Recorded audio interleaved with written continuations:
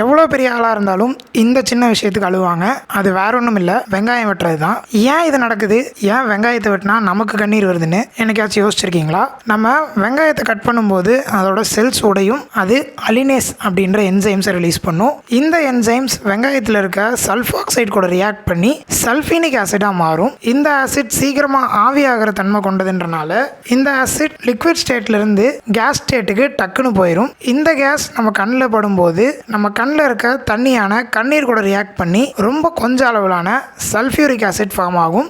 இந்த sulphuric acid நமக்கு கண்ணெரிச்சலை ஏற்படுத்தும். அண்ட் இந்த ஆசிடை வெளியேற்ற தான் நம்ம கண் இன்னும் அதிகமான கண்ணீரை ப்ரொடியூஸ் பண்ணும். ஸோ இதனால தான் நமக்கு வெங்காயம் கட் பண்ணும்போது கண்ணீர் வருது. இதை முடிஞ்ச அளவுக்கு குறைக்கணும் அப்படின்னு நினச்சிங்கன்னா வெங்காயத்தை கட் பண்ணுறதுக்கு கொஞ்ச நேரம் முன்னாடி அதை ஃப்ரிட்ஜில் வச்சுட்டு எடுத்து கட் பண்ணுங்கள். என்சைம்ஸ் ரிலீஸ் ஆகிற அந்த ப்ராசஸ் இன்னும் கொஞ்சம் ஸ்லோ ஆகும். அப்புறம் முடிஞ்ச அளவுக்கு ஷார்ப்பான நைஃப் யூஸ் பண்ணுங்கள். ஸோ கம்மியான அளவில் செல்ஸ் தான் டேமேஜ் ஆகும். பட் ஷார்ப்பான நைஃப் யூஸ் பண்ணும்போது சேஃப்டி ரொம்ப முக்கியம். இதே மாதிரி இன்னும் நிறைய இன்ட்ரெஸ்டிங்கான ஃபேக்ட்ஸுக்கு நம்ம சேனலை மறக்காமல் சப்ஸ்கிரைப் பண்ணிடுங்க. உங்களை அடுத்த வீடியோவில் மீட் பண்ணுற வரைக்கும் it's me Vijay signing off.